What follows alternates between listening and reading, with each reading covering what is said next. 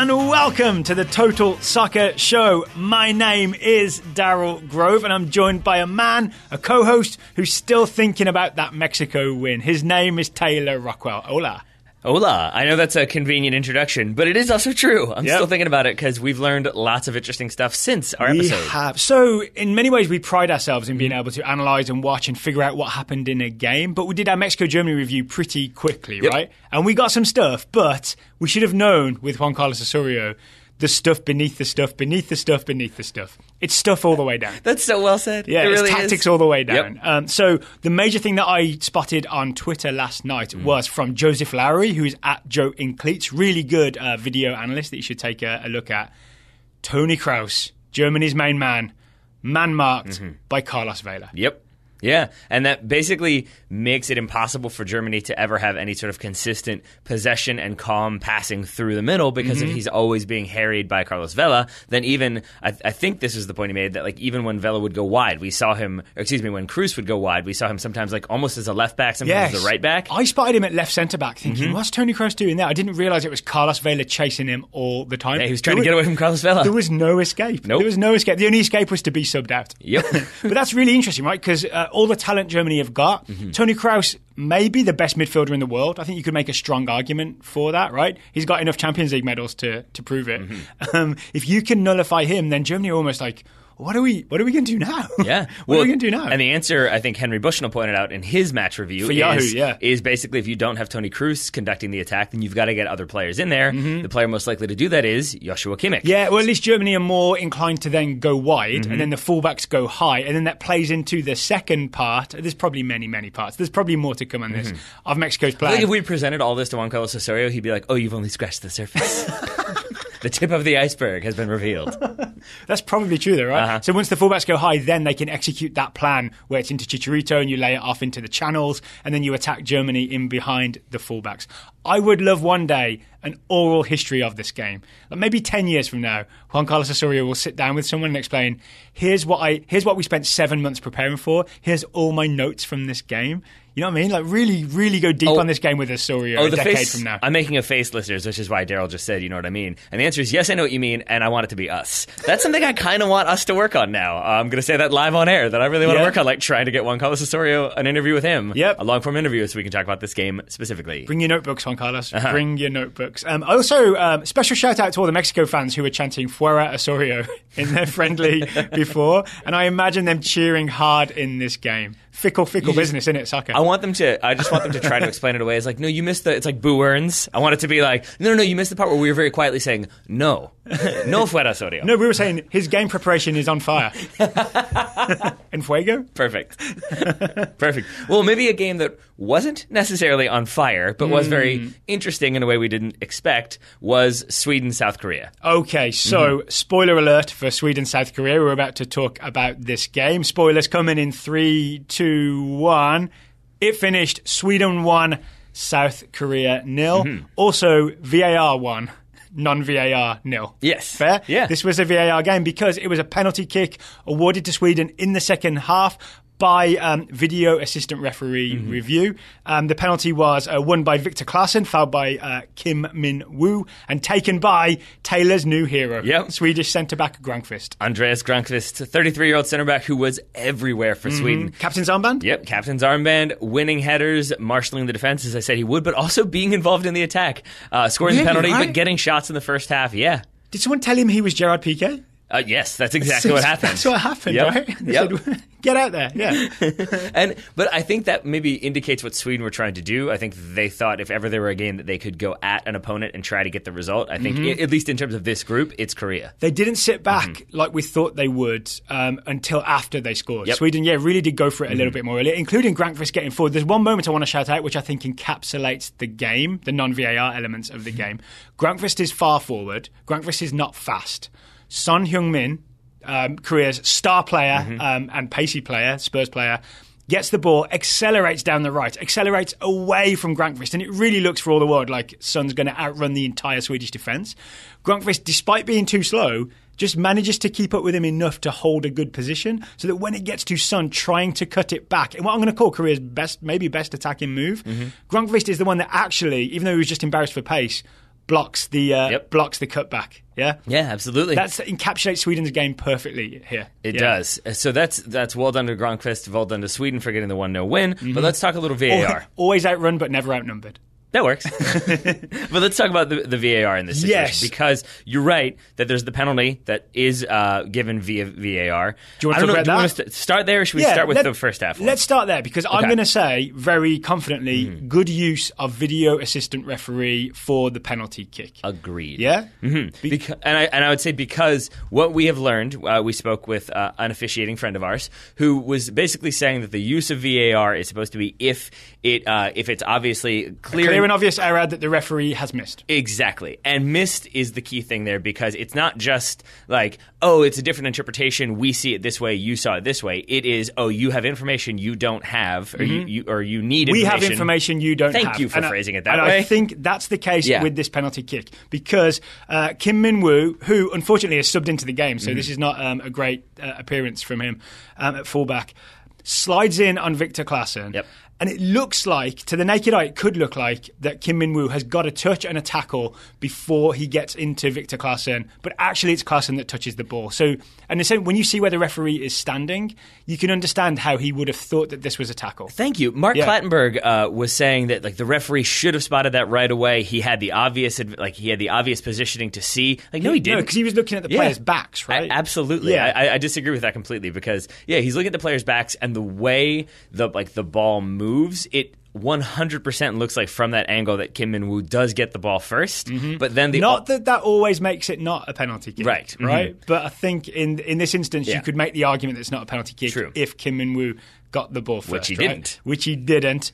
You see the play goes upfield. Korea actually have a somewhat promising attack forming. I'm going to say it's like 80% Korea have a promising attack, 20% all the Swedish players are still like, that was such a penalty, how did you not call that? They're still waving their arms in the air while defending. And then you see the referee, I'm sorry I didn't write down the referee's name, you see him stop, do the magic square, go and re-watch it, and then he gives the penalty kick, because the clear and obvious error that he has missed is that Kim Min-woo straight up just took Victor Claesson down without being near the ball. Yeah, so the penalty kick. So the contact that makes it look like the ball is moving away because of a tackle from the defender is actually that Claesson beats Kim Min-woo to the ball, gets a touch, then gets taken out. So it's not Kim Min-woo, which is what the official thought. It is actually Claesson, which is why VAR, good use there. Good use of maybe. VAR. Well, before we talk about the other VAR non-use, how about your man, Granqvist, stepping up and being, you look like the calmest man in the world, slotting that penalty kick home. Yeah. Just roll it in the corner. Leo Messi, take notes on Granqvist. Nice little inside of the foot pass, just nice and calm. That's all it takes. Perfect, right? Yep. Perfect. And then, tactically, then Sweden do the Sweden thing. Yeah. Everybody behind the ball, a deep 4-4-2. And I'm going to say Korea did not have the creativity out of the back to be able to find any gaps at all. That was basically we saw them moving it around a lot from left to right, right to left. But against the compact Swedish defense, you've got to have more combinations to the middle. You've got to kind of try to stretch them out and catch them in spots where they don't want to be. Yep. Korea weren't able to do that. Did not manage it. All right, but then there's the other incident in the first half where it looks like maybe either it looks like Sweden deserve a penalty kick because, Toivonen is tackled by Ki Shin-young, the Korean captain who played for Swansea City, currently unemployed, by the way. This is his summer job that he's trying out. He's tackled by Ki Shin-young. Referee just waves play on, and there is no VAR, right? No video assistant referee involvement. It isn't the referee isn't asked to look at it again. This is where our unnamed referee source helped explain to us why this wasn't called back for another look by the video assistant referee. Yes, and this is the difference. So in the one that was given as a penalty, second half, that one is basically the referee missed the fact that there was no contact from the Korean player. It was just contact on the Swedish player from the Korean player. Which we've explained, right? Here it was basically a judgment call by the official, and I think the idea from VAR would be that it would have been a judgment call coming back. It would have been, well, we think it was actually this, and it could be interpreted this way. And when it comes to interpretation, that's not what VAR is there for. That's it. It's not, if they know the referee has seen the incident, which is Ki Sung-young tackling, getting the ball, but then taking out Toivonen. If they're sure that the referee has seen the incident, then they know there's no new information. We're not here to quibble with the referee's decision. We're only here to offer him new information. That's why he was not asked to look at it again. And I'm hoping we've really clarified for people here what VAR is all about. Yeah. It's not about overruling the referee. It's about giving him information he may have missed. Mm-hmm. Yeah, exactly. Such as in the Serbia game, he didn't spot when the number 8 who came on as a sub swiped backwards and caught someone. That he ended up getting a yellow card. That was a thing he hadn't seen. That's why he went to see that on the video. Exactly. Yeah. Exactly. The other two things I wanted to note, which are kind of confusing, is we did ask when is it being used, because we have this idea that it's being used all the time. And he basically said anytime there's anything that could be potentially controversial, if there's a goal, if somebody goes down in or around the box, they're looking at it. That doesn't necessarily mean they're always going to send it to VAR, but the officials are always looking because they have all of the camera angles available to the TV network. Yes, any camera angle that is being filmed by any TV network in the global feed is available to the 1, 2, 3, 4 video assistant referees up in the booth. That's why there are 4 of them, is so they can all look at multiple camera angles. So again, Australia, Opta Sports saying that this is an angle we've got that the referees haven't seen.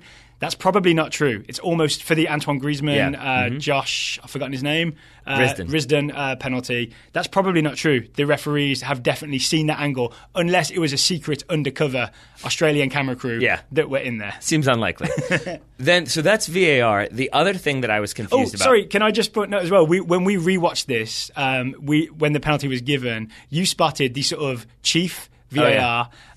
Really gives an enthusiastic pat on the back too. It seems like it was the other VAR who spotted it, right? Yes. So we give him a congratulations off. You were the one that got that. Well done. Give him a pat on the back. Yeah. But remember, VARs are people too. There we go. But the thing that I wanted to note was that I was still confused about when is it a penalty if the player gets the ball but then also gets the player. Right. And basically our unnamed referee said it's a judgment call. And he said with this incident we're talking about with Key tackling Toivonen that if the ref had given it a penalty, it's a penalty. If the ref doesn't give it a penalty, it's not a penalty. Yep. And it really is the referee's discretion. And I think that is something that is very confusing to me and lots of folks, that it seems like when you've got rules of the game, it's this, and that's why I think it ends up getting simplified to, studs up, that's a red card. He left his feet, that's a red, because you want to be able to simplify it to it's always this, and that's not how it works. There is not necessarily a flowchart for every decision that leads to a definite outcome. It is a judgment call. And that's why, for example, the Risdon-Griezmann tackle,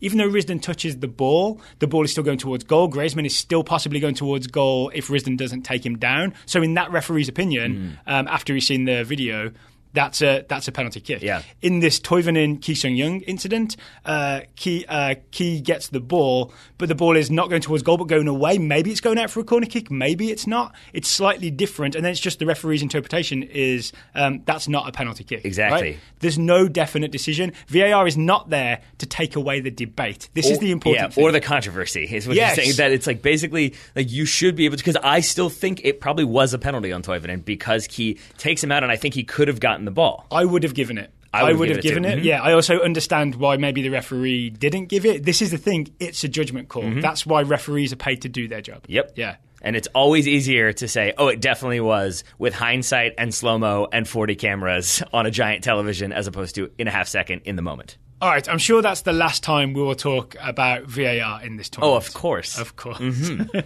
But now we should move on to talk about Belgium, Panama. If you have not seen the game, you do not want to know the score, this is your spoiler warning. We're going to count down. 3, 2, 1. Belgium won. Eventually. It finished Belgium 3, Panama 0. Goals from Dries Mertens and 2 from Romelu Lukaku. But it started out with a very frustrating half for Belgium. Panama held them 0-0 until the half. I want to start there. How did Panama hold Belgium out? And then we'll talk later about how Belgium, I think you think as well, figured it out and found a way through. Sure. I think one part of it is certainly that Panama executed the right formation and game plan. That 4-5-1? They went defensive. They clogged the middle. 4-5 Blas. Yes, exactly. 4-5 Blas. They clogged the middle. They forced Belgium wide. And then Belgium, for their part, I think, did not look to cross the ball. I think they were very focused on trying to play through the middle, try to combine. And I think they weren't as patient as we thought they should be in our preview.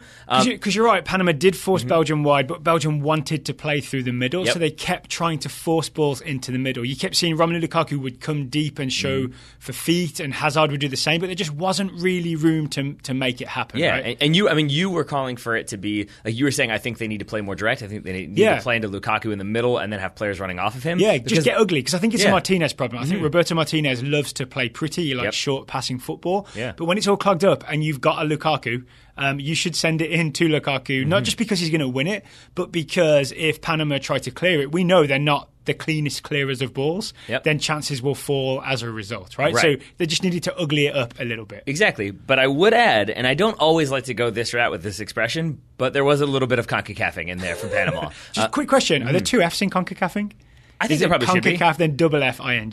Or apostrophe, ING? Why not? Yeah, I think double F. You got to make it a little bit different. Maybe 3, because 3F takes longer. There we go. Yeah. That's really... Oh boy! All right, that was funny.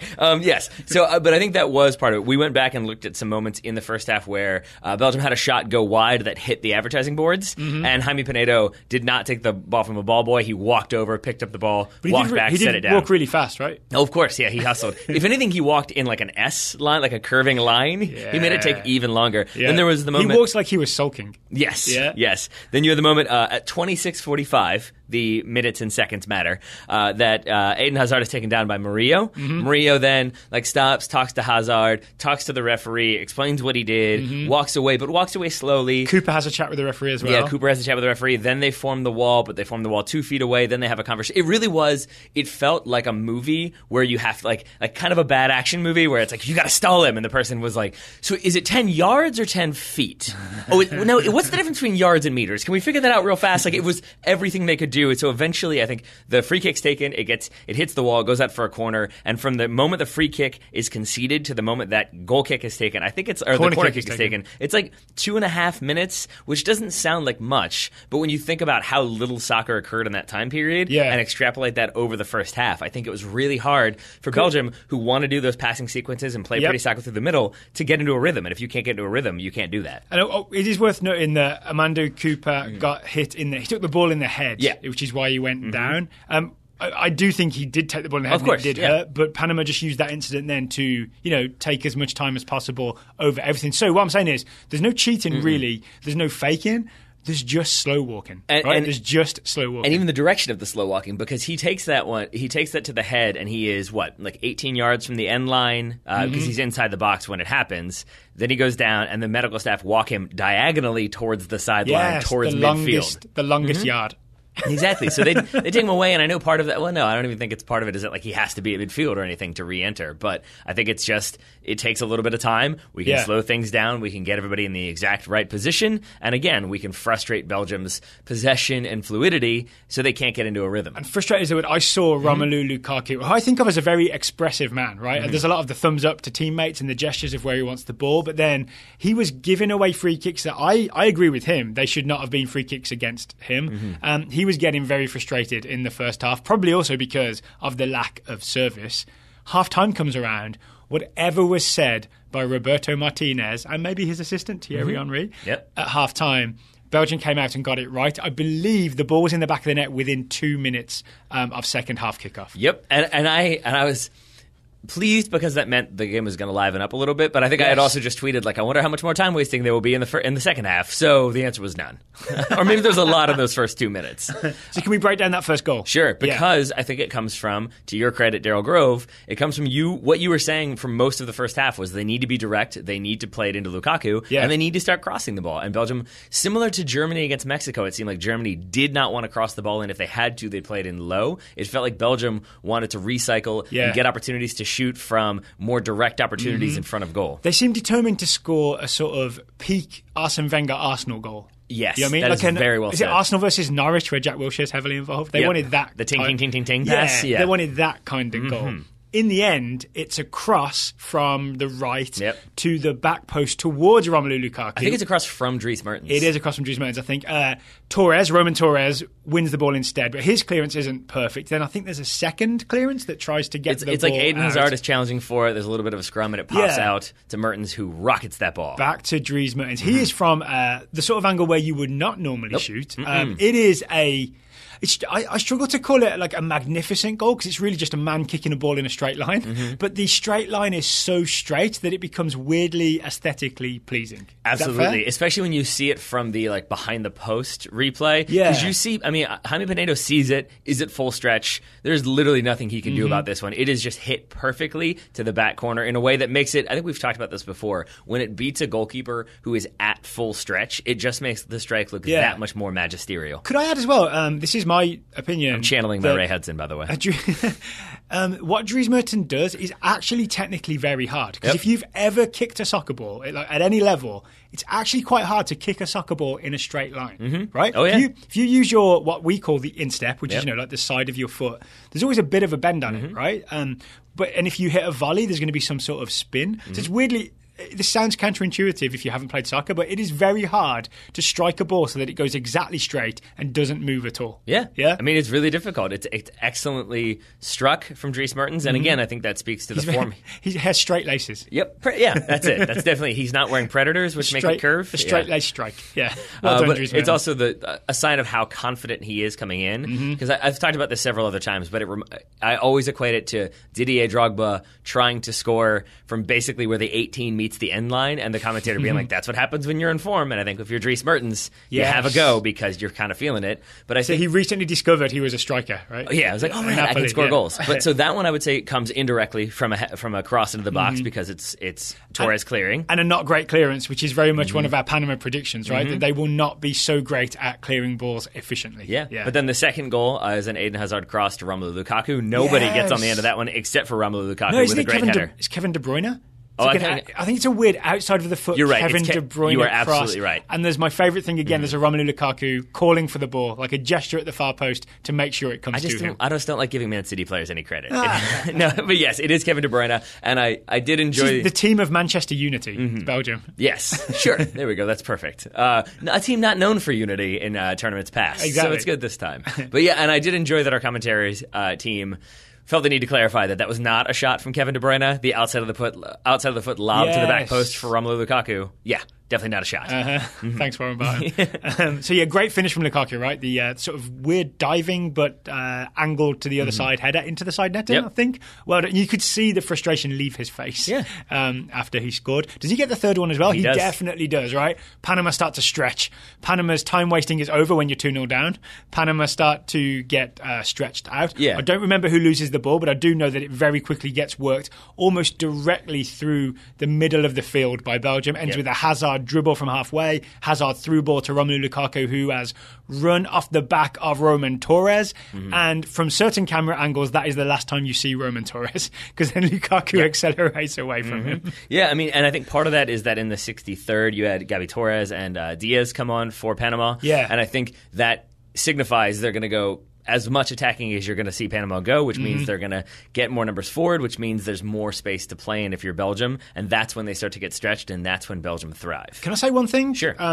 This result, I think, underlines how good Iceland are at what they do. Yep. Because if you just think that your plan is to sit deep and frustrate an opposition, when you come up against a really good team, whether it's Argentina or Belgium, it is very, very hard to actually do that for 90 minutes. So all the comments after about Iceland not wanting to play football, I believe maybe even Leo Messi said that.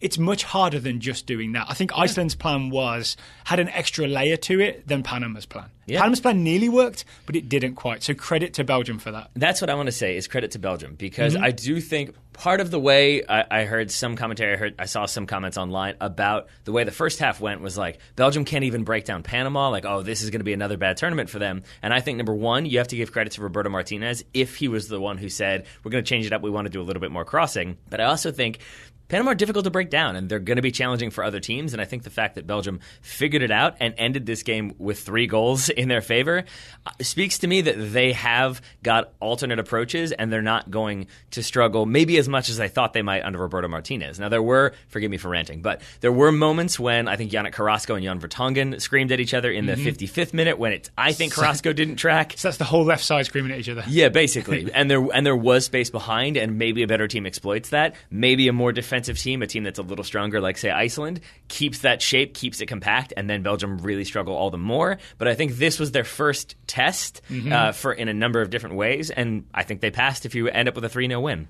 After that 3-0 win, you might say that Belgium fans are hungry for more of their team. Oh, boy. You know what's coming, right? I know what's coming. And if listeners are hungry at all, they may be interested in today's sponsor, Blue Apron. Blue Apron delivers farm-fresh ingredients and step-by-step recipes to your door. That's right. Blue Apron is teaming up with best-selling cookbook author Chrissy Teigen to bring you some of her favorite recipes to make at home. That means we've got garlic and soy glazed shrimp with charred broccoli and hot green pepper sauce, and sesame chicken noodles with bok choy. And that means you don't have to step foot in the grocery store, which is something that Daryl and I could both appreciate, since I think with the hours that we're currently in the office, I'm not sure grocery stores are open when we come to the office, and I'm not sure they're open when we leave. They are not. So I really appreciate Blue Apron because, like Chrissy Teigen says, you get the step-by-step instructions, and I'm sure she does that. Blue Apron, the recipe card tells you exactly how long this will take. Prep time, 10 minutes. You do your chopping, you look at your watch, you're like, oh, that's been 10 minutes.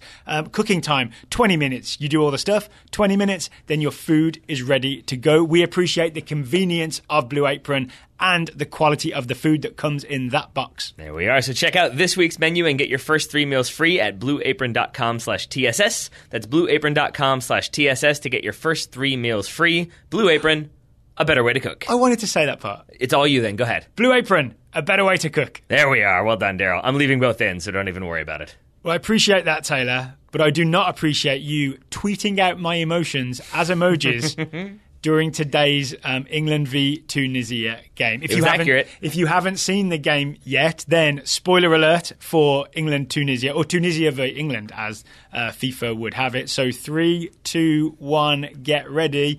It finished Tunisia 1, England 2. 2 goals by Harry Kane, one early-ish and one very, very late, with a Tunisian penalty kick in between. Yep, with Daryl holding his breath for the entire second half. So, all right, before we get into analysing this game, this was a reminder of what it's like to really support a team in the World Cup. I did enjoy it. Like, I asked Daryl, like, what did you think of this sequence? And he turned and was like, I'm useless for recording. So, honestly, we're a few days into the World Cup. I can't even tell you how many games I've watched now. Several. But I think we've done a good job of watching them analytically and remembering moments and then being able to break them down for the show.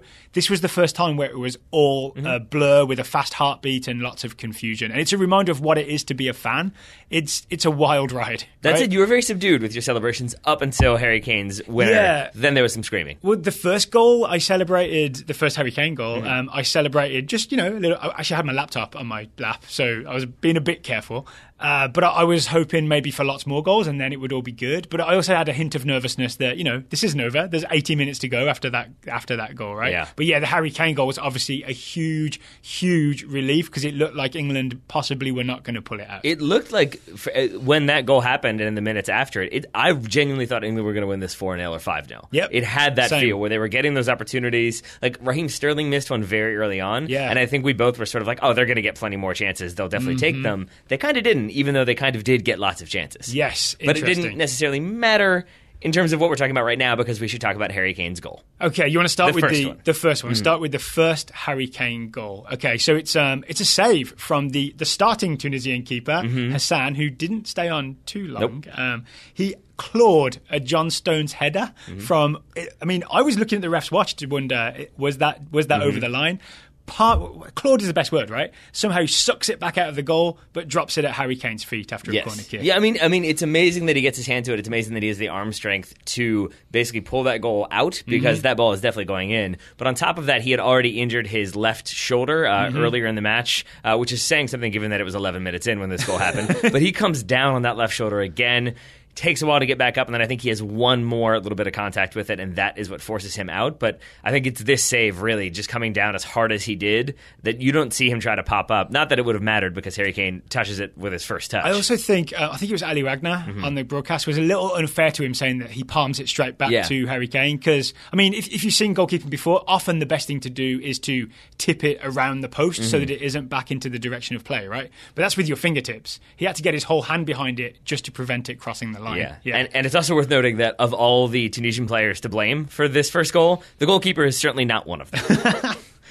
I would blame the entire man-marking system the non-man marking system Also that. of Tunisia's defending against set pieces. It's very confusing. It is, right? We tried to figure it out. I think we figured it out. I think we figured out at least what they were theoretically trying to do. Because you've got basically 4 at least Tunisian players standing on the 6-yard line. Then you've got 3, maybe like 5 or 6 yards ahead of them, and they're defending that first wave of English attackers. The odd thing there is that it doesn't seem to matter how many England attackers there are. It's always 3 Tunisian players. So in the sequence that leads to the goal, there are 4 English players waiting to charge that goal, and there are 3 Tunisian players waiting to mark them, and really kind of 2 because it ends up that 2 follow 1 player.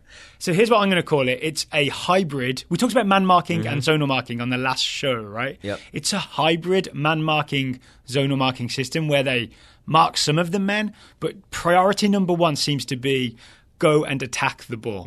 And I think that's good in theory. It's very proactive in theory, but the result is you end up with things like Harry Kane taking just a wander to the back post to tap it in. He's able to it's almost like he's put on one of those Harry Potter invisibility spells and just can wander through people who are doing something else and then takes it off at the back post and taps it in. Well, I think, first of all, I like that one. Second of all, I think part of it is that maybe they've watched a lot. He has a cloak. Oh, of course, yeah. Get it's it an together. artifact. Yeah. But I think part of this is that maybe Tunisia have watched a lot of footage of England and are aware of the different types of runs they make and maybe the variety of runs they make, because it felt sort of like they're basically sitting back, and there were moments when, like, I think Wabi Khazri was defending the near post, and I forget which England runner it was. It might have been Jordan Henderson. Ends up next to him when that ball comes in. Yeah. So it could be one that they've watched a lot of footage. They know where some of those players are going to be, and they're sort of setting themselves up at the end point, but not starting at the beginning point. But then I think they start at final destination. Yeah, there you go. Which is a weird way to put that. I'll meet you there. Meet you there. That ends. Yes, I know. But then the other element of it is that I think they're basically not trying to concern themselves with the runs of England as much. They're trying to concern themselves with, as you said, stepping to the ball and winning it. But maybe they've got those 3 guys out there to slow those runs down, to cause some problem occasionally to rugby tackle a player. Oh, they did. They took Harry Kane down at some point. Yeah, we can talk about that in a bit if we want. But no penal. So I think that is where some of the confusion comes from, because if you've got a hybrid system that itself is kind of a hybrid that then doesn't emphasize certain points but does emphasize others. It's a confused hybrid. Exactly. Yeah, it's a Hummer. It's like a hybrid Hummer. There we go. A Hummer Prius? Yeah, sure. Perfect. But it is like, so John Stones, who eventually gets like the power header that is pulled out, he is marked, but then his defender just goes and tracks somebody else. And then John Stones is wide open to win that header. I think it's Henderson. It's like I've forgotten who it is. I did write it down, but I've forgotten who it is. He is marking Stones. Then Henderson runs past him, and it's like he just suddenly is like, "Oh, there's another guy," and goes with him. It's very strange. And that's where I say again, it's very confusing, because it feels like they're partially responsible for attacking the ball when it comes into their zone, but also partially just like. It feels like musical chairs almost. Like, just don't be caught not near somebody when the music stops. And then think how many of those England chances that England missed through the rest of the game were some sort of set piece where there's chaos in the box, but then an England player is unmarked. Right? Do you remember the John Stones whiff? Later in the first half, he's completely unmarked, but misses the ball. Yep. The Jesse Lingard volley that he gets that ends up straight at the keeper, that's a set piece. I think it's a corner or a free kick set piece where there's confusion in the box. It falls to him unmarked. And I think the Tunisian system is designed to attack the ball, and that causes chaos defensively in a way that makes it hard for England, but eventually it always pops loose to someone. I think on another day England score more goals from set pieces. Yeah. Did you already mention the Stones miss? Because that's one as well. The whiff. The whiff. Yeah, where that's a free kick that comes in. That's the one where Harry Kane just gets straight up tackled by Sassi, but no VAR, no decision given there. I guess maybe Harry Kane has his revenge in the end. But it's also worth noting, like, not to jump too far ahead here, but with that goal, with the opening goal for England, it's Harry Kane. He just makes a beeline to the back post, and he is there to knock it home, obviously. Same thing with the second goal, though. He makes a run to that far post, and he is there. And I do wonder if maybe the first goal informs the second a little bit. Interesting. But before we get to that, lots of other things. Let's talk about maybe what Tunisia did well. Sure. Here's the thing. I think they have watched England. I think they looked at the connection between John Stones and Jordan Henderson, and John Stones playing at the back. I think there was evidence of this in the first second in terms of what John Stones does, right? If you've seen we didn't include this in the preview, but in recent England games, from kickoff, they've done an almost onside kick type situation, right? Where they've overloaded the right side, they drop it from kickoff, they drop it back to John Stones, everybody charges forward down the right, Stones launches it long. You've almost understood what an onside kick is, but yeah, I take your point. I'm saying it looks like it though, right? Because everybody's everybody's crowded over one side. Sure, of the there we field, go. Right? Yeah? That's half of it. Yeah. But so England kick off, they go back to John Stones. He takes that touch that's about to launch it forward. And Wabi Kazri is on him immediately. He has studied that and chased it down. And I think in hindsight, rewatching bits of it, that's the first England that Tunisia have done their homework. Yeah. And then in some cases it works out. I think maybe with the set piece marking it does not work out. But I think even going back to John Stones for a minute, though, I do think he is the one that Gareth Southgate trusts the most to bring the ball out of the back. And we watched from the tactical cam a little bit as well. Which we finally found. We found it on Fox Sports Go. The tactical cam is great, by the way. Now we have and especially now that we have our internet back, thank you, unnamed internet provider. I'm not going to name them. But on the tactical cam, you could see that when England did start, there were moments when they would get attacking and you'd have your two center backs and John Stones would be ahead of them a little bit. But that was just sort of like he started to cheat forward. But I think he was the one that was expected to bring the ball out of the back and link up the attack always. a little bit. That's the whole England game plan, right? Central centre-back takes the ball out of the back. But instead, if you think about this game, it's mostly Harry Maguire, and there's a reason for that. It's because they were blocking off, Tunisia were blocking off John Stones, so he would pass Kyle it wide. Walker a little bit as well. Yeah, so they would give it to Harry Maguire, and then Harry Maguire would take it for a stroll forward. Do you think that was deliberate? Do you think Tunisia were, there's this left centre-back who's very right-footed and nowhere near as confident on the ball as the other two guys. Yep. And maybe we'll let him have the ball and see if he can bring it out. And for the most part, he could not. I 100% think that because it wasn't even just bringing it out of the back. Once it was in the 37th minute, Harry Maguire gets the ball sort of maybe 10 or 15 yards from midfield in England's half. He's near the touchline and he just goes to play a ball back centrally and he passes it straight to a Tunisian player in the middle of the field, which is textbook thing you don't do. And it comes about because he's not just playing it first time with his left foot. He has to cut it back onto his right foot to play that. And they can adjust their tactics and they can see, he's cutting it back to square. We will intercept that ball. Speaking of things Tunisia did well, they won a penalty kick to equalise in, the 33rd minute or so. It's a cross into the box. The cross comes in from the right. And then Kyle Walker puts his arm across. I've forgotten who the... Ben Youssef. Ben Youssef puts his left arm across Ben Youssef, definitely in his face, right? He essentially elbows him in the face. Youssef goes down, penalty kick to Tunisia. Yep. First up, I don't want to dwell on this, but I'm not thrilled about the defending from Ashley Young. I think there was a bit of there's a syndrome I think of when you have a wrong-footed player, right? A right-footed player defending on the left side. There's a tendency to turn your back because your strongest tackling foot is not facing the ball, right? But that's not the thing I want to focus on. I want to focus on maybe why Kyle Walker does what he does. Okay. And I think I can give you my interpretation. Please do. You can tell me if you think I'm right. I think it's essentially that he is trying to keep his position and he sees that ball coming in and either he expects Pickford to come out and collect it or he is trying to keep his positioning so that he can let it roll through and then maybe run onto it. Yeah. But in turning, basically, to put his chest facing goal, he turns with his elbow and knocks Ben Youssef in the face. I think that's exactly what it is. Yeah. I think maybe Kyle Walker thinks the ball is going to bounce in front of him in a way that he's going to have to go and get it, and he's going to have Ben Youssef on his back. So he starts to swivel to face where the ball's going, but then he puts his arm out to protect himself and maybe hold off Ben Youssef. But the swivel and the arm out happens at the same time, so he extends too far, whacks him in the face. Yeah, so it's clumsy, it's not great, but it's weirdly understandable, if that makes sense. Which part? What he's doing or why it's a penalty? Or both? What he's doing and why it's a penalty. It's definitely a penalty. I'm not arguing that at all, but I'm not blaming him too much for it, even though it looks like a very silly, obvious foul. Because essentially it wasn't an aggressive, I'm going to elbow you in the face and hope I get away with it, right? It wasn't like a Blas Perez-y type thing. It was more of an attempted defensive maneuver he was trying to pull off. Yes. Yeah. So that wasn't great. I was slightly impressed by the fact that then when the penalty is about to be taken, you can see Ashley Young come running up to about the penalty spot, and he says something to Pickford. Yeah. And I'm assuming... I think he says, I should have tried to tackle with my left foot. I doubt he says that, but I do think he tells him which way it's going to be going because Pickford dives the right way, gets fingers to it, and it's a perfectly hit penalty. And it really... Sassy. Number 13, Sassy. And if it weren't that perfect, if it was 1 inch closer to Pickford saves that. He gets his fingers to it. It just bends him backwards and goes in. Because you see him jump up afterwards, and it's almost half a celebration, but it's in anger of, I was so close. I got a touch to it. But I would say if you're going historical England performances in tournaments, maybe that should give you a little bit of hope that England clearly have done penalty preparation for each team they're playing. I did not think about that. You've made my month.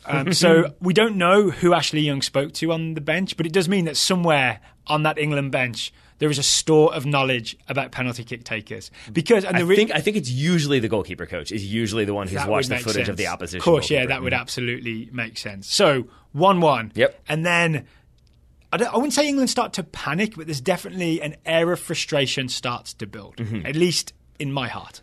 Yes, I mean, hence the emojis. The thing is that like I'm with you, but I wasn't. I mean this sincerely. Like at halftime, I think I tweeted like England 3-1. That's obviously not the way it went. But I had a lot of faith in this England team. Not to say that you didn't, but it felt like a different squad. Yes, they should have put 3 or 4 more goals in the first half. But you look at the differences, as I tweeted, between this and Iceland, and it was very different to me. There was so much more. You mean the England-Iceland game where they lost to Iceland in 2016? And not just the fact that they won this game, but just the fact that the way they played, you didn't see that moving the ball from left to the center, out to the right, back to the center. Nope, it's not on. Let's drop it back to the center backs and try again. It just felt like there were so many more players who were trying to do something individually, but not selfishly. It wasn't just constantly like Marcus Rashford had a few, Dele Alli had a few, but it was never, he's going to go again. Here he goes again. It just felt like they were trying to do like direct passing at time, but then some creative passing, some long ball, some good crosses. It felt very varied in the approach. I want to zoom out a little bit and just say that I think this is almost the point of this England team is to not ever have what happened against Iceland happen again, where it all becomes very staid and still. The idea of having the back three who can all play with the ball, Maguire to a lesser extent, but Stones and Walker very much so, and then Jordan Henderson in front being a constant outlet, right? His job is just to move around and be an outlet, and then lots of pace, and then 2 extra central midfielders who can come and show for the ball. It's almost as if Gareth Southgate sat down and said, what's the main problem with England for the last few years? How do we fix that? Yeah. This team is the result. Yeah, and I know, they passed the test today. That's why it's a big deal. Yeah, and I think that's the thing is like maybe this sounds like we're fanboying a little bit, and possibly we are, but I do think that so many of the terrible British tabloids that you and I do not like were ready for here we go again. Like it's the same thing, same patterns of play, same issues, and just the fact that England were able to find a way through. Somehow all Raheem Sterling's fault. Yeah, even though he subbed off, he still should have scored. Don't get me wrong, there were definitely some deficiencies in England's game. There are things that they're going to need to address. It wasn't perfect. I'm not going to sit here and say England are going to win the World Cup after this performance. And I think Tunisia demonstrated that there are certainly problems both in England's attack and vulnerabilities in their defense. But I think the fact that England were able to find a way to get the win, that's what good teams do. And I think it's especially telling to your point that this is an England team set up to not only not have those same issues, but to be fundamentally a different team. If you go back and look at where the winning goal comes from, before Harry Kane, before the cross from the corner kick, it is a 13-pass sequence we counted? It is, but it starts with confidence, right? So it's England ready to... They're almost on the end of a really frustrating 1-1 draw and what I would call a bad start results-wise to the World Cup, right? But then there is, I think, a long goal kick. It's flicked on, and then you see why Kyle Walker plays centre-back, why it's not such a bad idea to have this right-back playing right centre-back, even though he gave the penalty away. After the flick on, Khalifa, number 19 for Tunisia, who I believe had come off the bench, is basically through, right? He's in. He's a yard or two ahead of Kyle Walker. And Walker is not goal side, which is a problem for when Kyle Walker isn't fast. So Kyle Walker is fast. Kyle Walker is strong. He manages to accelerate, get the correct side of Khalifa, get the ball back. Then, instead of banging it into row Z, or Rosie, he manages to play it down the line to Kieran Trippier. Then I think Khalifa tries to come and close Trippier down. Trippier nutmegs him. Kyle Walker plays it across his own box with a player there to John Stones. No one panics. If anything, weirdly, Jordan Pickford displays his confidence in John Stones' feet by pulling himself out left to be an emergency left back. The ball doesn't go there, but essentially a passing move starts from there with 3 players showing more confidence on the ball when under pressure than any England players I've seen at a tournament in my entire existence. So first of all, I was really excited because I thought you were going to take us all the way through, and it was just going to build and build and build and build and build and build until Harry Kane heads it. But the thing that I wanted to highlight is that the English gummy Ben. Yeah, you're absolutely right that it's Kyle Walker doing excellent things. It's Kieran Trippier being smart. It's John Stones then playing a smart pass and then following his pass. And this is the key thing that I want to point out to connect some of the dots. Is that you go back to the sequence that leads to the corner kick, and it's a really good incisive pass that I think splits two Tunisian players into the feet of Jesse Lingard, and it comes from John Stones. So it's after 12 passes, right? It's been worked like left and right a little bit, but eventually it comes back to John Stones, and he spots a Jesse Lingard more central run come to show. The 13th pass is into the feet of Jesse Lingard. It goes through the middle, right? It breaks the midfield line, essentially. Gets into Lingard's feet.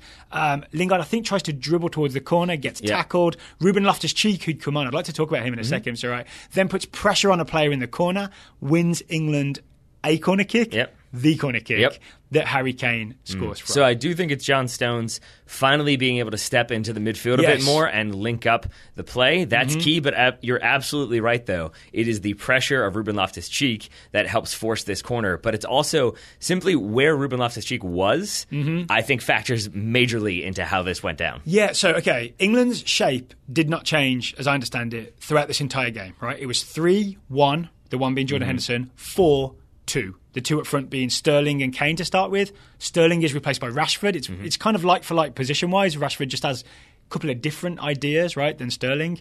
Then later on, Dele Alli is replaced by Ruben Loftus-Cheek. So they're essentially playing the same position, like centre-right midfield, but Loftus-Cheek just does it a slightly different way, right? Dele Alli towards Dele Alli center right midfield? Yes. Oh boy. Towards the end of the game, that's why I'm making faces at you. He was pushed up just basically for my taste too far forward, and he was almost trying to be an extra striker. I think his version of trying to change this game was to get close to Harry Kane. But I would add close to Harry Kane, but on the left side. That's why I'm shocked to hear you say that he was the central right midfielder, because for those 10 minutes before he came out, he was very much on the far left side of the field. If I have this wrong, then at the very least, it's supposed to be Jordan Henderson is central and deep, and then there's one of Ali and Lingard to his left and one to his right. Like left centre, right centre. That's supposed to be the spread. Yeah. But it seemed like for the 10 minutes or so before Dele Alli came off, he was doubling up to where Lingard was. Maybe England were trying to overload. Maybe that was the plan. I don't think they were, because I think that's why you have Ruben Loftus-Cheek come on.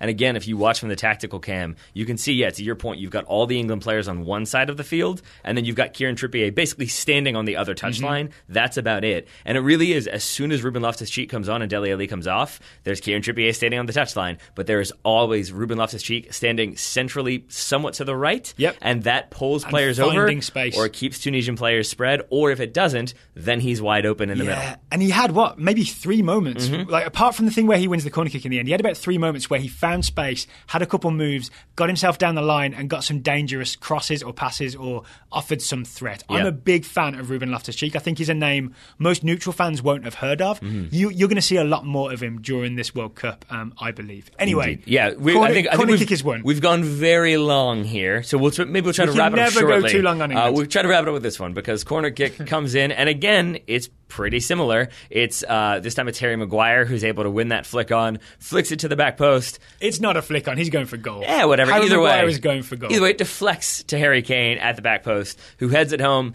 And at first, it just looks like, he's right place, right time again. Good header, but it's sort of 2 yards out, 1 yard out. Of course, you're going to head that in. You look at it from the alternate angle. That is, if he does not hit it where he hits it with his head, that is not a goal. It's a risky header, right? I think it's not a good percentage chance if he'd headed it to the far corner. It's obviously not good if he'd headed it direct centre. What he does is use like the side of his head to almost hit it with a bit of spin on the edge into the near post, into the near left side with some bend on it. Put some bend on it with his head. It's a really risky manoeuvre. That could have gone wide and he would have looked terrible. Well, see, I don't even say it's risky because of the bend. I say it was mostly impressive to me because Ben Mustafa, who came in, the substitute goalkeeper, I mean, he has position. If it goes to the far post, I think he saves it. If you hit it centrally, obviously he saves it. But he is kind of leaning, I think, expecting that header to go back to Ben Mustafa's left. Because that's what most people would do. They'd send it to the far post. And instead, it goes near post. And I just think it's an excellent header from Harry Kane. Calm in the moment as well. Yeah. So, I mean, but go ahead. Once again, the reason he is open is that 2 people, number 4, Maria, and number 14, Ben Amor, had essentially tried to track the ball instead of the man. You watch Harry Kane is able to walk past the one person who starts off marking him and another person who has no mark, but Kane just walks past. Both those guys get attracted to where the ball would have landed if Harry Maguire hadn't got there first. So it's weird marking from Tunisia. I think they're going to be in a lot of trouble against Belgium if they do the exact same thing. Yeah. You mean they're going to be in a lot of trouble? If they don't change the way they defend set pieces. Sorry, for a second I thought you were saying they're going to be a lot of trouble for Belgium. And I was like, I'm not sure I agree. But either way, it's an incredibly important win for England. Yes. Because now you've got Panama. A result there, even a draw there, essentially guarantees them the knockout round. But I think also they can look at what Belgium did, take some notes from that. I think that Belgium v. England game, there's a chance that both of them are happy for a draw. Yes. Will you indulge me for one more minute in some England fandom? If this game had finished 1-1, there would have been a lot of psychological pressure on this team. Yeah. Going into Panama, we saw them the first half against Belgium. They're quite good at absorbing pressure, killing time. That would have been an horrific game for this England group psychologically. But going into that game with 3 points already in the bag changes the complete shape of that game. So I do want to get to doing some previewing, but first I want to ask you this. So if the psychological pressure isn't as ramped up as it would be, we both seem pretty pleased with this result, but are there things that you would like to see from England against Panama, like different patterns of play, different styles of play, different approaches to that game? So the moment we talked about where Walker is fast and wins the ball back, and then there's a Trippier nutmeg, and then Walker's brave enough to play it to Stones in his own 6-yard box, and England build and move from there, and then Stones splits the midfield with that pass into Jesse Lingard. England take a lot of risks passing out of the back, but they do it with like a confident determination of like, we're going to win this game and we're going to do it this way, right? You mean in that sequence? In that Gotcha. sequence. Previous to that, before it was sort of desperate and they had to really dig deep and find something, like in the 30th minute or the 50th minute, they would have taken, or they did take, much more conservative passes, right? Yeah. And in some ways, that's part of the reason they were unable to break down Tunisia and create lots and lots of opportunities. So for this England team to take the next step, what I want to see them do is maybe not take more risks, but just be more confident and look like a Rolls Royce coming out of the back instead of looking like sometimes a sputtering car that wants to be shinier than it is. Yeah, I'm with you. Sense? Yeah, and to put an endpoint on it, I think at least is that like that's a common phrase or a common complaint is like, why don't if a team comes back and plays really good and wins in the 90th minute, why don't we always play that well in those final 10 minutes? Why is it only in the final 10 minutes that we work that hard? Yeah. I don't think that's the case here. I think it's more so they are capable of doing that and they did it in stretches. But then I think for most of the second half, we didn't see them look as confident. We see them look much more nervous. And I'm with you that I would rather see them try to make those types of plays and put together those strings of passes than I'm panicking. Let's look long. Let's look direct.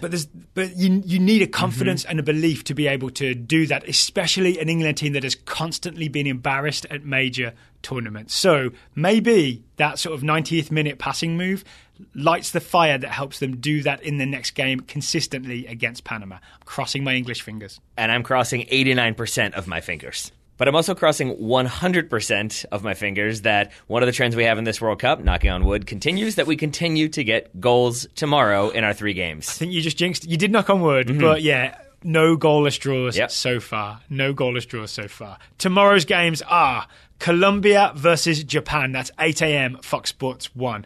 Poland versus Senegal, 11 a.m. on Big Fox. And then Russia, host nation, versus Egypt, 2 p.m. also on Big Fox. The Masters are over. We can be on Fox again. Or the U.S. Open or whatever it was. It was one of the golf ones. Yes. So, first game. People wearing khakis. First game, 8 a.m. Fox Sports 1, Colombia versus Japan. What we're going to be watching for in this game, Taylor Rockwell? Hopefully James Rodriguez. Yes. Okay, so Colombia's entire thing is built around their number 10, James Rodriguez. We did a whole thing about this in our group-by-group preview.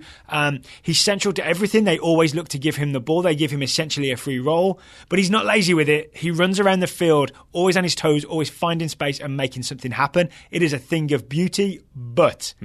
James missed training. James missed training on Monday with muscle fatigue and problems with his left calf. If he is injured, they've got to go to plan B. And what's plan B? That would be several different players. As Jose Peckerman, the manager, said himself, we have enough players for all alternatives. Which has a hint of, I'm not quite sure who replaces him. But there are plenty of good options out there. I had an old employer who would sell ads for a magazine. And when we asked him, have you sold many ads? Have we sold many ads for this issue? He would say, a lot of good prospects out there. And we would know that meant... Oh, we haven't sold many ads for this issue. So we have enough players for all alternatives is, I think, along similar lines. Yep. The players he did mention, Jose Peckerman, as possible James replacements or possible match winners, he said, were Jose Escudero, who I think of as a winger, Juan Quintero, who really is the reserve James. That seems to be his role. And Mateus Uribe, who I think starts on the left wing anyway, right? Yes. So if it's Quintero, if you see Quintero in the lineup, my bet is Quintero has been asked, go do a James impression. Be the playmaker, we'll give you the ball, let's see what you can do. If it's Escudero in the lineup, I think we're going with a slightly different shape, maybe just more winger heavy. Maybe Falcao gets a strike partner.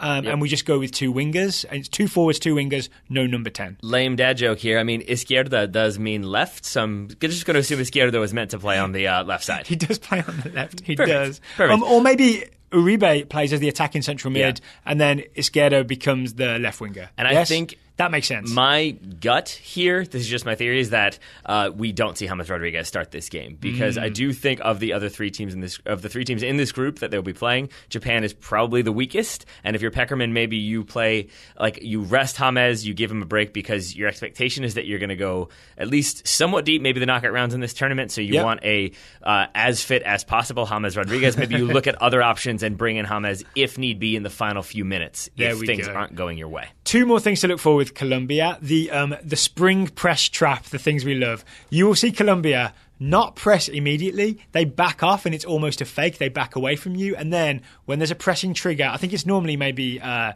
little bit of a loose touch or a ball to a certain player. It's just one player screams, "Get him!" They all go. Yeah. Then they all go. You will see Colombia swarm with their press. And then the other thing is we are somewhat in love with Colombia's centre-back options. At least Davinson Sanchez is one of my favourite defenders. He reads the game and he's fast enough. I mean, I knew he reads the game. I didn't know he was one of your favorite defenders. Definitely, yeah. Really? Because he's young and so on top of it, right? Yeah. I think it's so hard to be a quality young defender. I forgot about Daryl's every 4 years there's a new centre-back love. Yeah, I mean, I've got one for the first 2 games. Yes. So, yeah, look out for Davinson Sanchez in the back. Reads the game, gets there quick, shuts things down. The question, though, is who starts alongside Davinson Sanchez. There was some debate about this, both in our preview and in general when it comes to this Colombia team. The most likely candidate, we think, is Yerry Mina. Of Barcelona? Sort of Barcelona. I think he played 5 games this season, started 4. Yeah. So did not have the best of years. I think Jose Peckerman has criticized the club for their treatment of Yerry Mina. But that means he maybe isn't in the best. It's almost as if Barcelona's top priority is not Colombia's World Cup hopes. Selfish, I say. So it would be interesting to see if his relative lack of form at club level has impacted his ability to play and start for Colombia. If it has, then maybe it will be Christian Zapata or Oscar Murillo. I'm pulling for a Sanchez-Mina partnership, a nice early 20s central defensive partnership. I don't know who Japan will be hoping plays against them, but I'm not sure they're too preoccupied with that because I think they're more preoccupied with figuring out what Japan is going to do. So the backstory with Japan is there was a mutiny, right? Yeah. A Blue Samurai mutiny where some of the senior players like Kagawa, Honda, looked like they might not be involved in the final roster. They went to the federation and head coach Vahid Halihodzic was ousted and replaced by Akira Nishino. So now Akira Nishino is in charge, but he hasn't been in charge that long, and Japan don't have their whole thing figured out, right? I mean, they have experimented, as we said in the big preview, they've experimented with the back 4 and varieties of playing with the back 4. They've experimented with back 3, back 5. And it could be any number of things. That's why, one of my predictions, I think, was they're going to change it a bunch, and we're not going to really know when we try to preview them in games. Yep. And that's the case here. We have some specific things to look for. But I think the first thing I'm going to be looking for when this game starts is what exactly are Japan doing in terms of formation. Yes. And obviously in terms of who's there, because it could be some of those big names you mentioned, or maybe some of them get dropped. Again, due to a relative lack of form. Is this our only team where we're a bit not sure? Not sure what they're going to do. Yeah. Couldn't tell you what they're going to do. We can tell you what certain players are going to do, right? If say, Shinji Kagawa starts, we can say he'll be sort of smart, making runs and making some unselfish passes, and he's got that not too flashy but actually quite useful level of creativity, right? So we can say that will happen if he starts. Another one where it's if he starts, I think, is Keisuke Honda, who's a bit of a Japan legend, right? He might start on the right, he might start centrally. We don't know. We don't know. We also don't know who will start up top. It could be Shinji Okazaki of Leicester. I think more likely is Yuya Osako. Yeah, I read a report of calf problems for Shinji Okazaki, so maybe it is Osako. That helps solidify. Werder Bremen. So you can sort of take a look at him and decide whether or not he's competition for Josh Sargent next year. Alrighty. And then, because I think he's the one who just moved there. I think he moved from Cologne. And then the other one that I'm going to be keeping an eye on is Eiji Kawashima, the goalkeeper for Japan. Oh, yeah. In the few games that I watched, the little bit of footage I saw of them, he made, I won't call them mistakes, but they're more like errors, which I know doesn't sound like a big difference, but it's not as though he's, kicking the ball into his own net or dropping the ball into the goal. It's just little things like there was one time he tried to play too fast and threw it right to Xherdan Shaqiri, who almost chipped him from 40 yards out. Yeah. And it's stuff that ends with him either like clapping his hands and being like, my bad, or sort of laughing at like, whoops, shouldn't have done that. Whoa. So there's just moments every now and then where he kind of has not even a howler. It's a baby howler. So he's a baby howler. Kawashima is the goalkeeper to watch for baby howlers. Like Tiny Magazine. Yeah, perfect. Okay, final guy. The only guy that's been consistent when I've seen the lineup is Takashi Inu, who plays on the left wing, has a right foot and likes to use it. Scored a couple goals in their warm-up games. I think he's the one. Goals. He's the one constant that we can say we think he'll definitely start. And I think as a result, he almost certainly will not start. I'm going to be bold here. Find out tomorrow. I'm going to be bold. I'm going to say there's going to be 11 players on the field. One of them will be a goalkeeper. Okay. Nailed it. Okay. Nailed it. At 11 a.m., yes, there will be 22 players on the field. On Big Fox. Shown on Fox. Poland v Senegal. Let's talk about Poland. I'm looking forward to this game. As am I. All right, so Poland, it's sort of all about Lewandowski. Robert Lewandowski, number 9. I think probably best striker in the world, most all-round striker Agreed. in the world. Forget the Ronaldo-Messi contest that Fox say that this World Cup is. This is actually a Lukaku, Harry Kane, Robert Lewandowski contest. I like so it. We'll see if Lewandowski can get 2 goals and equal Lukaku and Kane. And I think if he does, then Piotr Zielinski is going to be a big reason why. The man of X-ray vision, plays for Napoli. He can pick a pass from anywhere. He can split a defense from anywhere. Keep your eyes on Zielinski. Because he can shoot as well, but I think you're going to be seeing him much more picking the ball up, running at defenses, trying to find spaces to find Robert Lewandowski. And I think he will be the one. If Lewandowski scores, I won't be surprised to see that it was Zielinski with the assist. Other players to watch. I'm a big fan in a Polish jersey of Gregor Krychowiak. So I think I called him the interceptor. I see what you did there. He very much reads the passes that come in, steps and wins them, and then he launches the counter-attacks. Like he'll find Lewandowski or he'll find Zielinski. So Gregor Krychowiak, wearing number 10, unjustifiably, but he will win balls and start counter-attacks with his interceptions. Wearing a number will be Carol Linetti, who will be partnering Gregor Krychowiak in the middle. Yeah. And Linetti is, I'm going to say, the Jermaine Jonesy role if you're a U.S. national team fan. Yeah. He covers that ground. He is like a very technical player, can play the ball, obviously, but just expect him at the end of the game to be the one who covers the most distance for Poland. In defence, my other sort of centre-back man crush is Michael Pazdan. Michael Pazdan is my favourite centre-back of Euro 2016, but it's all built on the partnership with Kamil Glik. When these guys play together, it works, right? Pazdan goes and wins things on assignment from Glik. Glik is the classier defender. Glik is fighting for fitness. So if Poland's favourite centre-back is not starting, you can expect to see at least an uncertain defence from Poland. Yep. It's the Southampton centre-back, Jednarek, is most likely to start. Bednarek, yeah. Bednarek, excuse me. Jan Bednarek, you just combined them together. It's a nice portmanteau you made. Jan Bednarek is most likely to start. It could be a day of Southampton centre-backs because Yoshida should start for Japan, Southampton centre-back, and Bednarek could start for Poland. So if you're a Saints fan, it's a day of watching your centre-backs. And I'm going to say this 3 different times in this preview. I've already said it once. I'm going to say it again. Senegal's attack... Beetlejuice? Well, you never say that because he shows up. Just ask the cast of Community. That's a topical joke. But no, I'm going to say don't start an injured player when you need a fully fit player. Senegal's attack is going to be lethal. We'll talk about it in just a second. And I think a 80% Kamil Glik is still probably one of Poland's better defenders, but I don't know if he can handle all that's going to be asked of a starting defender in this game against Senegal. So That's maybe true. you go with a person who's 100% fit. Right. So if Senegal starts all their attackers on their roster, they just have a goalkeeper and 10 attackers. Pretty much. That's not what they're going to do, but they'll probably start 4. So I think the interesting thing we found with Aliou Cissé's Senegal team is that they have defensive midfielders, and they usually play 2 of them.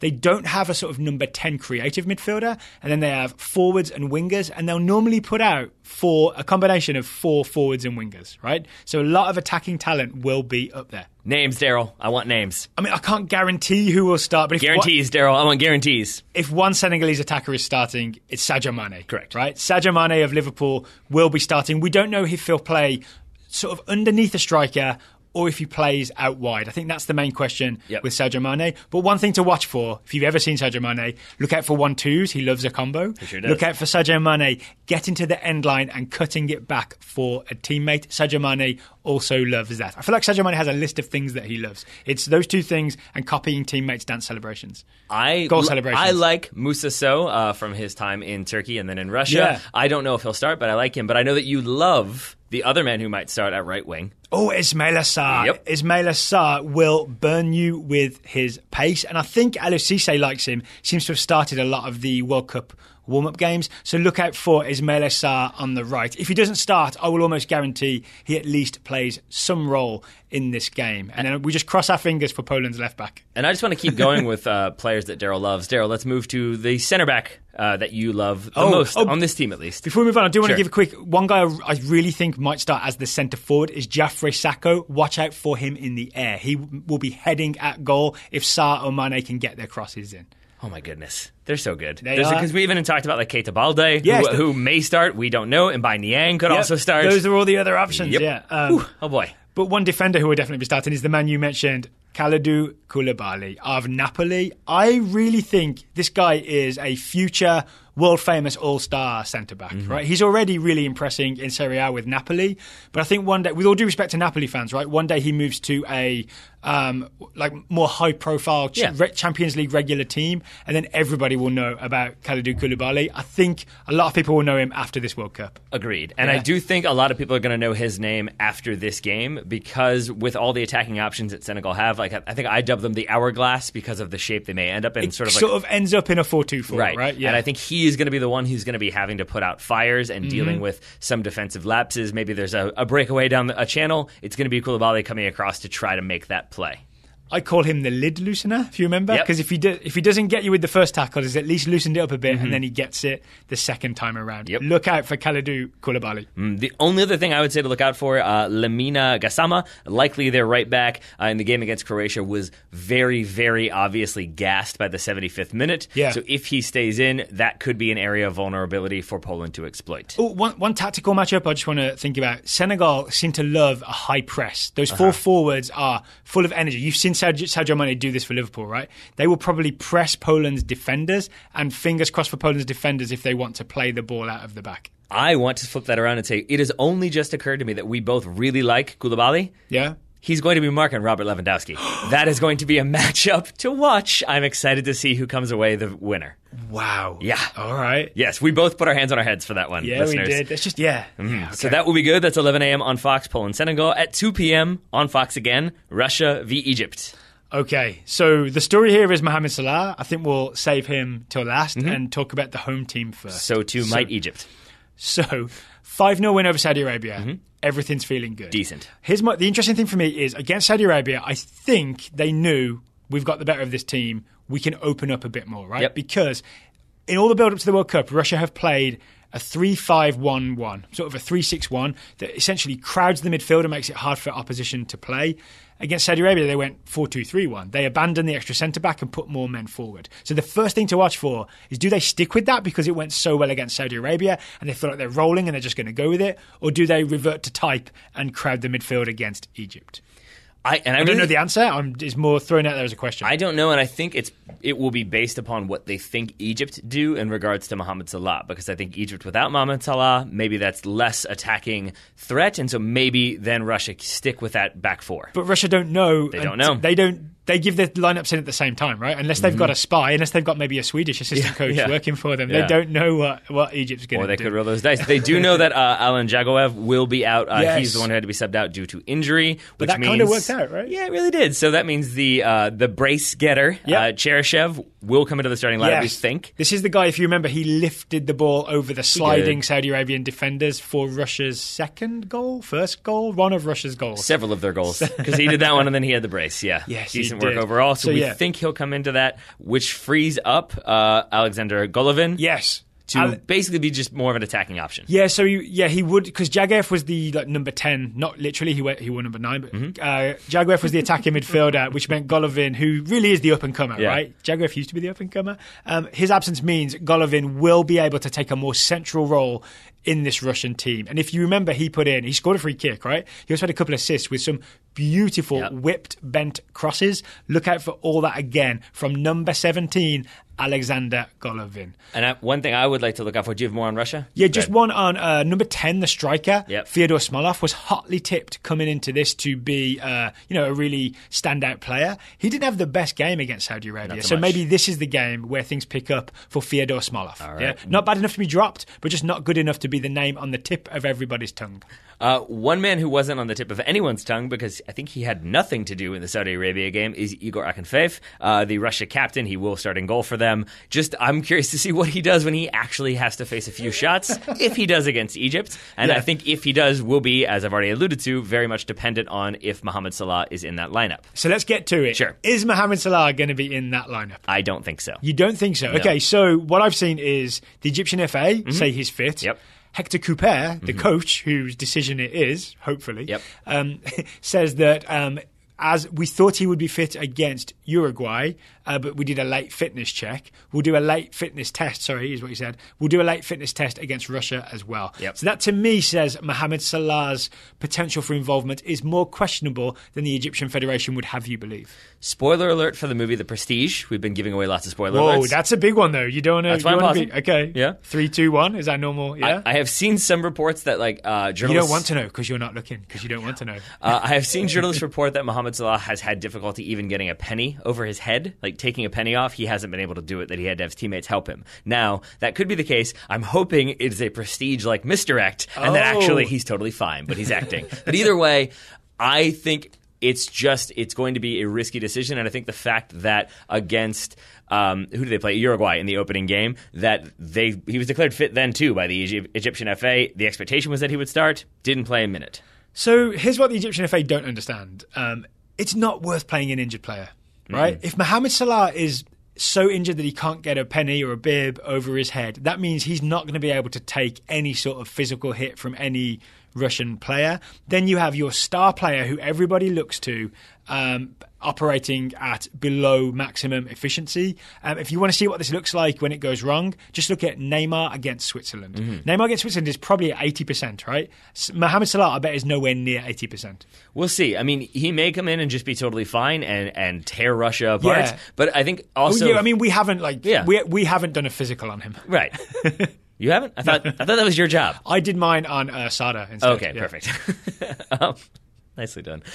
But I will say that he could come in and play, but I think there's also a decent chance that if he does start and if he's injured, if that's your whole morale, if you're an Egyptian player and you're like, yeah, we got Mohamed Salah back, we need him back, he's our talisman, and then you can just tell visibly that he can't play, he can't play at full capacity, that has the inverse effect of anything motivational. I mean, that would just deflate everybody on the Egypt team, right? Maybe Trezeguet steps it up a little bit. He stepped it up in terms of effort in the first game, but without actually delivering anything, right? So I feel bad making it all about Mohamed Salah, but in many ways, Egypt have made this all about Mohamed Salah, where the FA said he's fit to go. They have indeed. Yeah. So that will be the thing to watch, and if he's not there, then it will be interesting to see how Egypt adapt, because I think they have to get any sort of results is good. A win is obviously ideal. Okay, so that game is 2 p.m. on Big Fox. All right, tomorrow, consider yourself previewed. Taylor Rockwell, I'll see you back here for that Colombia-Japan game at 8 a.m. That works for me, my friend. Taylor Rockwell, thank you for taking the time to talk to me today. Right back at you, buddy. Listeners, thank you for listening. If you haven't subscribed, please subscribe. It helps push us up the charts. It helps us to grow the Total Soccer Show so we can keep doing it as much as possible after the World Cup. Listeners, thank you for listening, and we'll talk to you again tomorrow.